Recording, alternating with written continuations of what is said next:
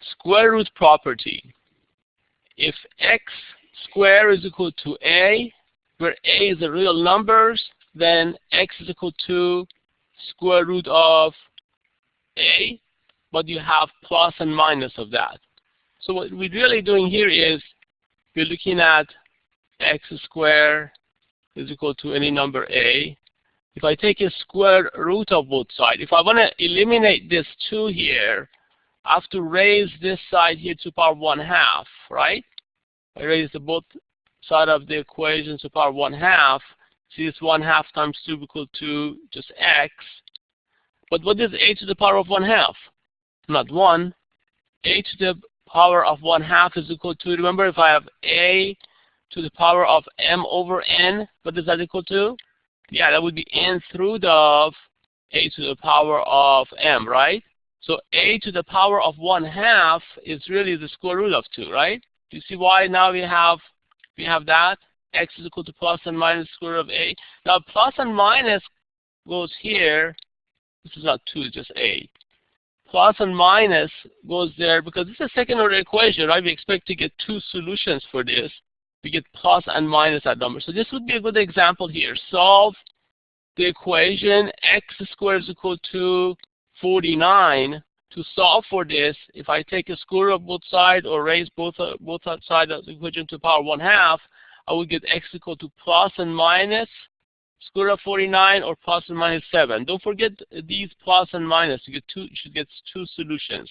So x is equal to 7 or x is equal to -7. And that should make sense. If I substitute for each x here 7, what do I get? 7 squared is equal to what? 49. -7 squared still is equal to 49. These are a few more examples using square root property.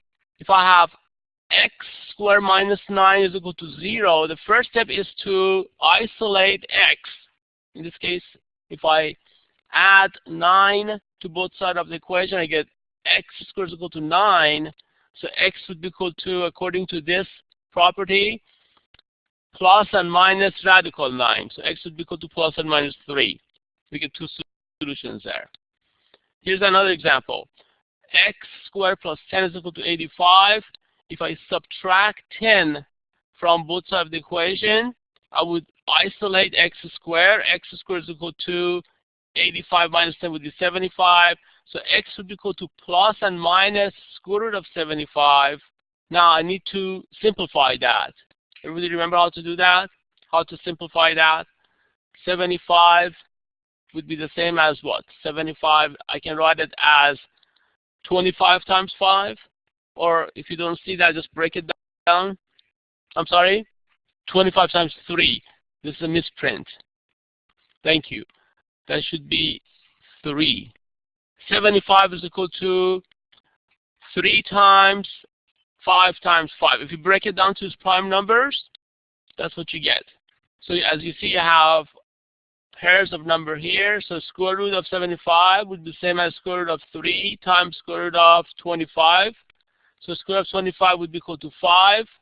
So your 2 answers would be 5 square root of 3 or minus 5 square root of 3. We can put plus here if you want.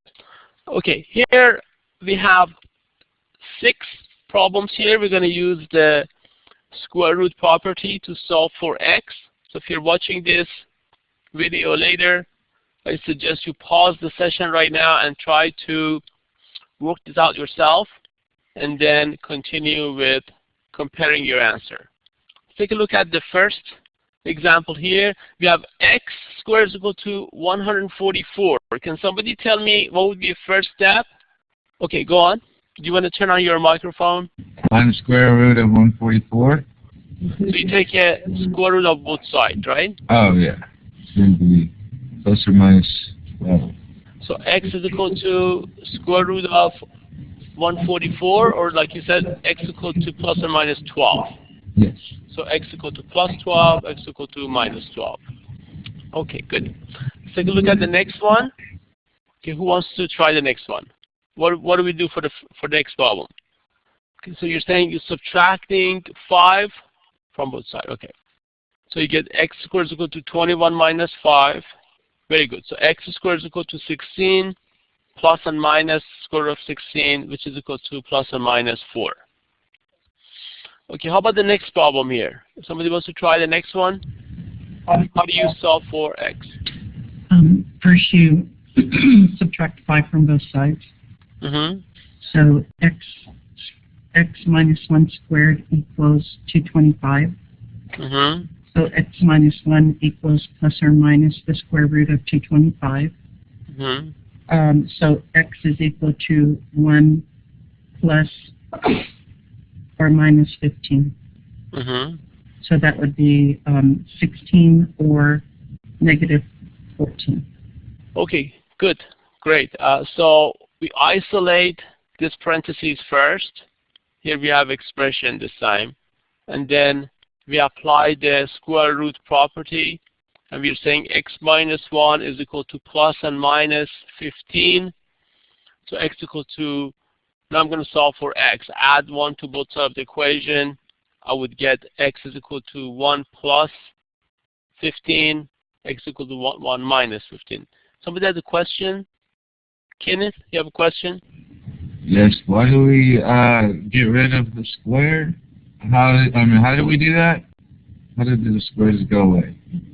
Okay, once again, how do we get rid of this square if I have x squared is equal to any number like k?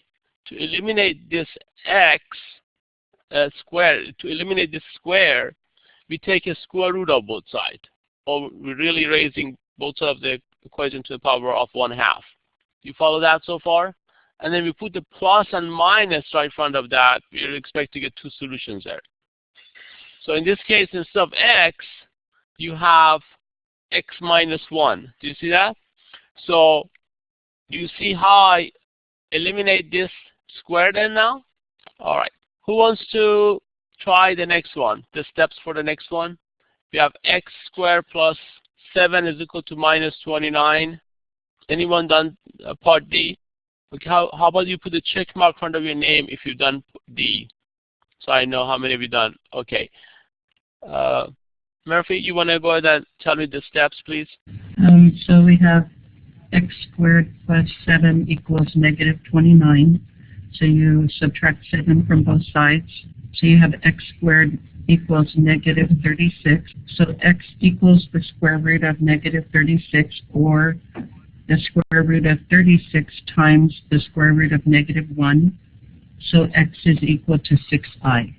Very good. So when we have square root of negative 36, remember I have to separate this. Would be negative 1 times square root of 36. Square root of 36 equal to 6. And everybody remember to replace square root of negative 1 by I. That's why we get 6i here. So we get plus and minus 6i. Everybody see that? All right. Who wants to try the next example here? Check mark if you can. Nobody? Okay. I need other people in class participate, please. Anyone else? You don't know how to do it? Okay. What do you think would be the first step, though?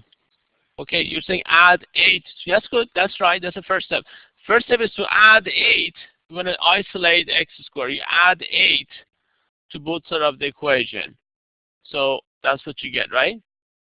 So you get minus 4x squared is equal to minus 44 plus 8, which is equal to negative 36. Now I can divide both of the equation by negative 4, right?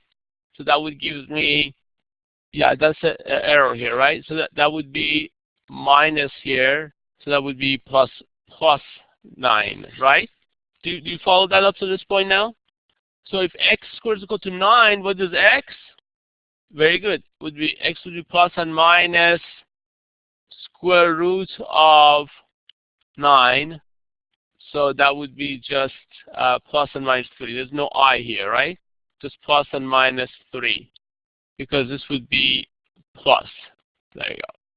There's no I because we are getting x equal to plus 3 or x equal to minus 3. So this -1 was missing somehow at the original solution. That makes everything positive 9. That would be positive 9. Okay. Everybody follow that? All right. Who wants to try E, the last one? Okay, check mark if you know the last one. Gina, you want to go and click on your mic and tell me the steps, please?